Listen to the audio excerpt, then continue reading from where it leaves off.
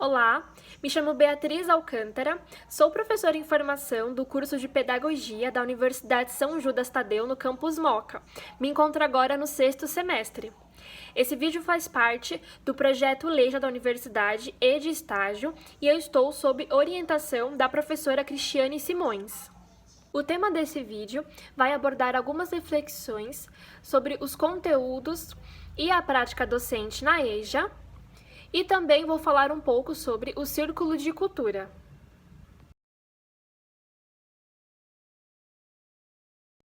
Existe uma coisa que é muito importante ressaltar, é de que a EJA não é um resumão do ensino fundamental ou do ensino médio. Ter essa concepção de que a EJA é um resumão dessas etapas de ensino leva à frustração, tanto para os adultos, os alunos e alunas, quanto para a docente. Isso porque os conteúdos do ensino fundamental e do médio, na íntegra, eles não dialogam totalmente com as situações da vida real desses adultos. Portanto, as metodologias não devem ser infantilizadas, muito menos o tratamento para com esses alunos e alunas da EJA. Bom, o curso ele deve condensar o máximo possível de conteúdos em um tempo menor. Isso é um fato. Ao pensar que esses adultos da EJA, eles não podem perder tempo, com a escola. Eles já se sentem defasados, atrasados, já têm essa autoestima abalada com relação ao aprender a ler e escrever ou outros procedimentos da educação básica. Então, não há como negar de que os conteúdos precisam ser condensados na EJA. Isso porque também esses jovens e adultos, eles sentem essa necessidade, de concluir logo o ensino fundamental ou o ensino médio para acessar postos mais qualificados no mercado de trabalho, atender suas demandas pessoais nas suas vidas e da sociedade também. Entretanto, existe um contraponto nessa situação, porque os estudantes da EJA, eles precisam, a maioria das vezes, de mais tempo para desenvolver e construir as aprendizagens. Uma pessoa que passou 20, 30, 40, 50 anos da sua vida convivendo em uma sociedade letrada, sem saber ler ou escrever, essa pessoa vai apresentar dificuldades na alfabetização, E isso faz com que o professor, a professora na EJA, pense em intervenções mais elaboradas e adequadas para esses alunos e um maior tempo de trabalho. A preocupação não deve ser se ele vai terminar em 6 meses, o que em tese seria feito em 1 ano de curso. O principal é que esse tempo oferecido nas aulas da EJA, se ele foi suficiente para que esses alunos e alunas pudessem realmente aprender o que realmente é necessário para eles nesse momento. Geralmente, os adultos têm um medo maior de errar, principalmente na hora de formular hipóteses de escrita, Tem uma entrevista disponível na Nova Escola, eu vou deixar aqui o link para vocês no final desse vídeo, da pesquisadora Sandra Medrano, é uma coordenadora pedagógica do Centro de Educação e Documentação para a Ação Comunitária, o SEDAC. Ela explica que esse receio, na hora de formular hipóteses de escrita, tem um motivo. De uma forma geral, os adultos encontram dificuldade em entender que não compreender alguma palavra que está escrita ou escrever errado é uma maneira de alcançar, O erro leva ao acerto, a tentativa leva ao acerto. Então, eles têm essa dificuldade de enxergar isso no momento da aprendizagem. Então, a sugestão que a coordenadora Sandra Medrano faz nesse momento ao professor ou professora da EJA, principalmente na fase da alfabetização da EJA, é que fazer com que esse adulto pense, reflita sozinho ou entre os colegas da classe quais as letras usar, em que ordem, deixar que ele tenha essa autonomia de discutir e de perceber a própria aprendizagem. Como professoras e professores da EJA, é muito importante se desprender da ideia de que ensinar é transmitir conhecimento, né? De que o professor, a professora somente detém um saber aparentemente esgotável e que ele vai ser depositado nesse aluno, nessa aluna. Então, na realidade, na EJA, né, assim também como na educação básica, essa visão não se sustenta. Os estudantes da EJA não são tábuas rasas, assim como as crianças também não são. Então, esses conhecimentos, eles não são acabados nem esgotados. Em sala de aula, esses conhecimentos devem ser discutidos, refletidos, reconstruídos, né, reformulados. Afinal, esses alunos também são detentores de uma história, de uma trajetória, têm seus saberes, suas aprendizagens e têm muito a acrescentar, tanto para os professores e professoras quanto para seus colegas em sala. Uma ótima estratégia na EJA é refletir sobre o que ensinamos. Se o que nós ensinamos será de fato útil, se está contextualizado para a vida daquele sujeito. Então, é preciso sim enxugar a lista de conteúdos, discutir isso, problematizar isso junto com os demais professores e professoras, a coordenação, né? Repensar essa ideia do que é conteúdo, pensar que ensinar conteúdos de uma maneira tradicional, né, não está adequado aos tempos que a gente vive. É importante a gente se questionar quais são os saberes e fazeres que desejamos que nossos educandos desenvolvam, para que o conteúdo não seja o principal, e sim uma forma de aprendizagem para desenvolver as habilidades que realmente são importantes para esses estudantes. Então fica aí essa reflexão, né? O importante não é se darei conta de uma lista de conteúdos, mas sim se num determinado tempo de curso, os meus alunos alcançarão objetivos de aprendizagem que são importantes ao seu desenvolvimento.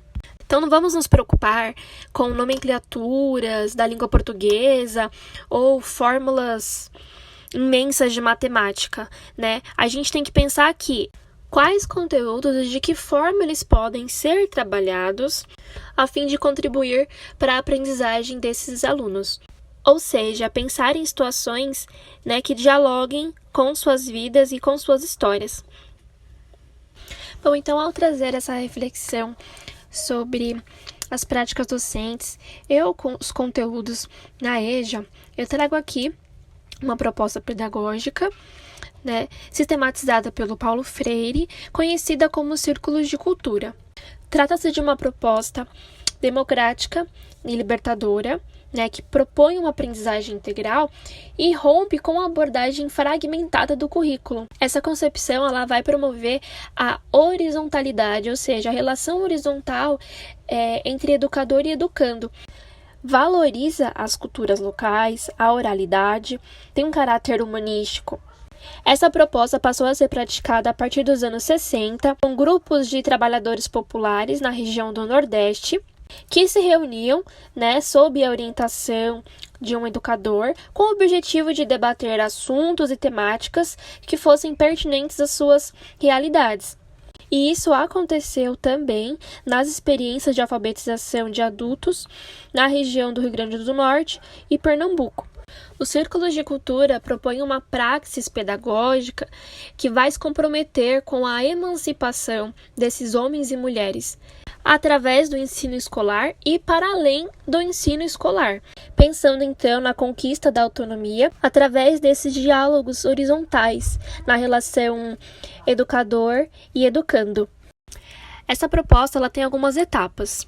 No primeiro momento, a gente vai pensar na investigação do universo vocabular, né? As palavras do uso corrente dessas pessoas, né, que representam seus modos de vida, o território em que vivem, em que trabalham, que construíram suas vidas. O processo de investigação do universo vocabular vai permitir que o professor ou professora da EJA defina o ponto de partida que vai trazer esse tema gerador desse círculo de cultura, sempre pensando na ideia de temas interdisciplinares, né, que dialoguem entre si, vão contribuir para a construção de conhecimento desses alunos e a transformação social. Em seguida, temos a tematização, que corresponde ao processo no qual os temas e as palavras geradoras são codificadas e decodificadas, buscando, então, o significado social dessa temática. Então, a compreensão, a reflexão por parte dos educandos sobre a própria realidade, na perspectiva de intervir criticamente sobre ela. Esse momento em que as palavras geradoras e os temas são codificados e decodificados, ele pode se dar através de imagens, desenhos, fotografias, vídeos, músicas, reportagens, situações, relatos pessoais. Então, existe um universo de possibilidades para a codificação e decodificação dessas temáticas levantadas pelos próprios alunos. O importante é que esses elementos possam trazer novos debates e enriquecer a discussão. O importante nesse momento não é transmitir um conteúdo específico, mas sim despertar, uma nova forma de relação com a experiência da construção de conhecimento e do momento da aprendizagem. Bom, temos então o momento da problematização. Este é um momento decisivo na proposta e vai exigir, então, a mediação, a intervenção do educador, da educadora neste momento, tomando muito cuidado, obviamente, para não desvalorizar problematizações e contribuições dos próprios educandos. A ação de problematizar, nessa proposta de Freire, ela vai enfatizar o sujeito práxico, que discute os temas, os problemas surgidos a partir da observação da realidade, com todas as suas contradições e, claro, buscando explicações que ajudem a transformar essa realidade ou essa questão discutida. Também um movimento de transformação por parte do sujeito nesse movimento de problematizar e construir transformações significativas. O diálogo aqui, então, é um elemento muito importante nessa proposta pedagógica. Isso vai trazer também a reflexão de que tanto o educador como o educando são sujeitos aprendentes inacabados e que estão a todo momento desenvolvendo uma consciência crítica. O Círculo de Cultura é uma vivência democrática, uma experiência de partilha, de formação de pensamento, de construção, reconstrução de conhecimentos, partilha de saberes, que dá condições efetivas para o aprendizado no contexto da EJA, independente da etapa escolar em que se esteja trabalhando. Se é a alfabetização de jovens e adultos, se é a conclusão do ensino médio. É uma proposta que enriquece, dinamiza e ela pode ser pensada assim na sala de aula da EJA nos dias atuais. É claro, não existe uma fórmula, uma receita exata para se seguir, mas pensar no Círculo de Cultura como um caminho para contribuir de maneira significativa e efetiva na vida desses estudantes. Podemos concluir, então, que o Círculo de Cultura pode ser um caminho para o planejamento, metodologias didáticas, planos de aulas para docentes e, ao mesmo tempo, aproximar jovens e adultos e cultivar o prazer no momento da aprendizagem.